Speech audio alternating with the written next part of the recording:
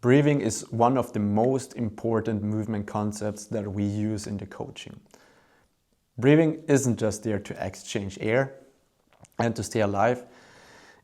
It's, as I mentioned, a movement strategy. And you might think, how the hell does breathing help us move differently? Okay, now think about this. As you inhale, your body gets bigger. As you exhale, your body gets smaller. When we inhale, everything starts to externally rotate, everything starts getting bigger. As we exhale, everything internally rotates, everything starts to get smaller.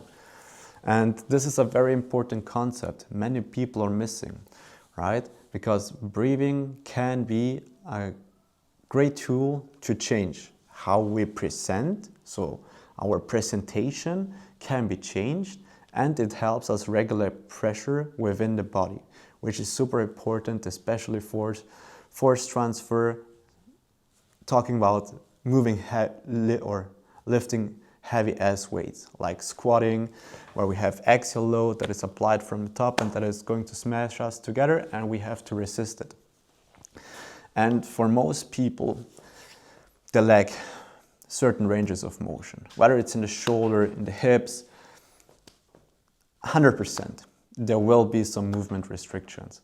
And most of these restrictions are based on compression, on space that is not available in the pelvis and in the rib cage. Those two structures form the center of our body. And those are also the ones that are most dependent on the breathing strategy, because the rib cage increases in size, it externally rotates and it internally rotates as we inhale, as we exhale and inhale.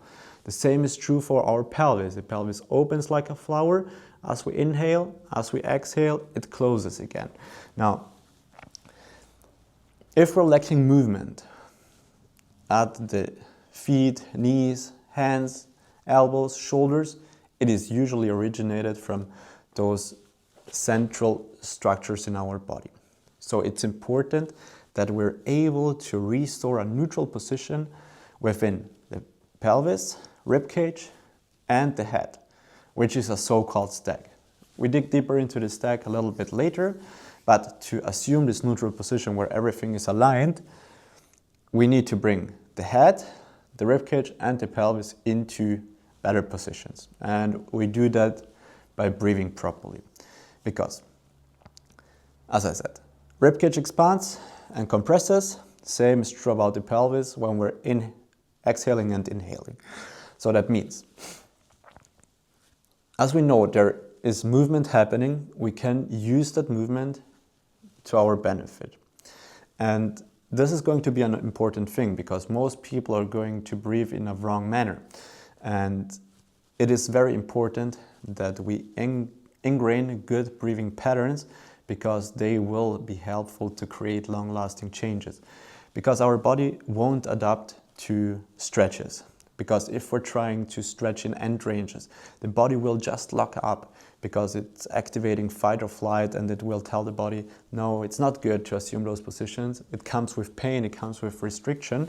But if we're telling the body in a gentle, chilled manner that it's okay to assume those positions, the central nervous system will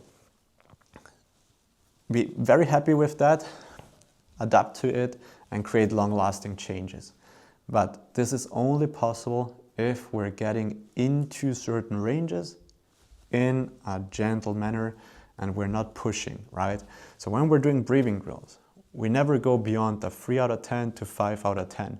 If we go beyond, it is very likely that we're not making any progress due to pushing too hard, and as a result, the body will lock up.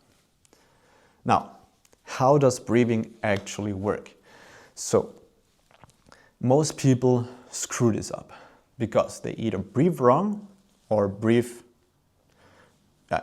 way too short.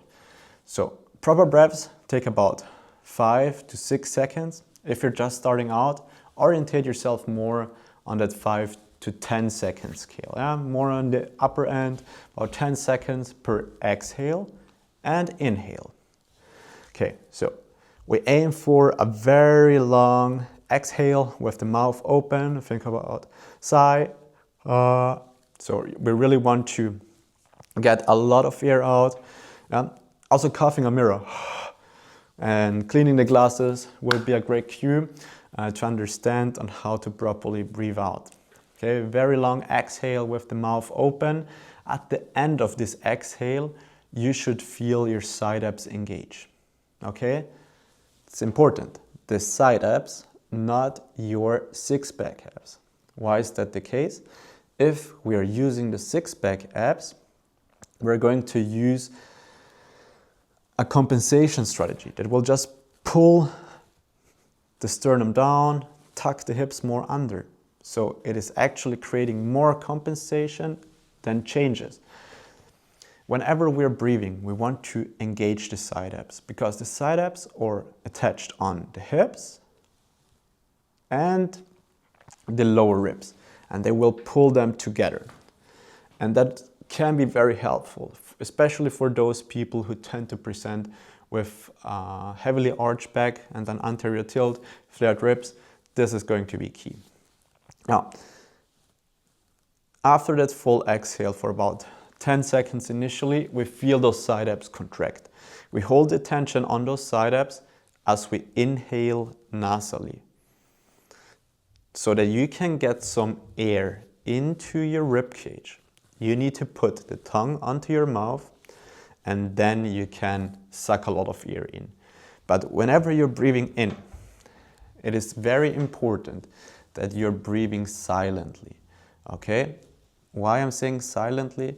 Simply because whenever we start to breathe aggressively, can you see how I just pulled my neck up? When we're using the neck, the upper back, we're going to use respiratory muscles that are more so secondary and create compensations.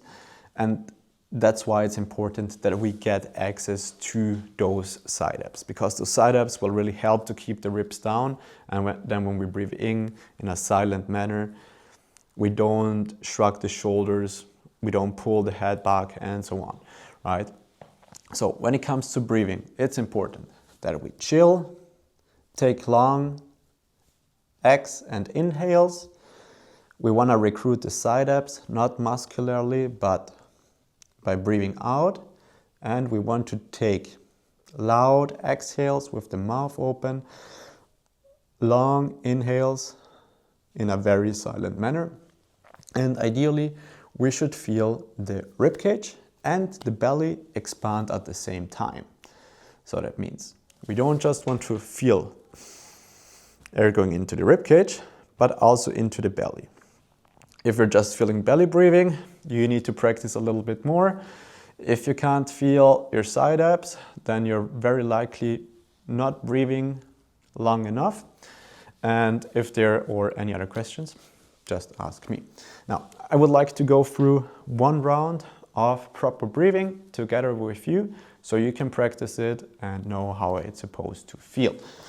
For this breathing drill, we're going to assume a nicely stacked position, head over ribcage and pelvis. We reach the elbow slightly forward. Now we take a deep and long exhale. Feel the side abs contract, hold the tension shortly. Inhale and feel how your ribcage and belly expand in a 360-degree manner. Remember to breathe in slowly and silently.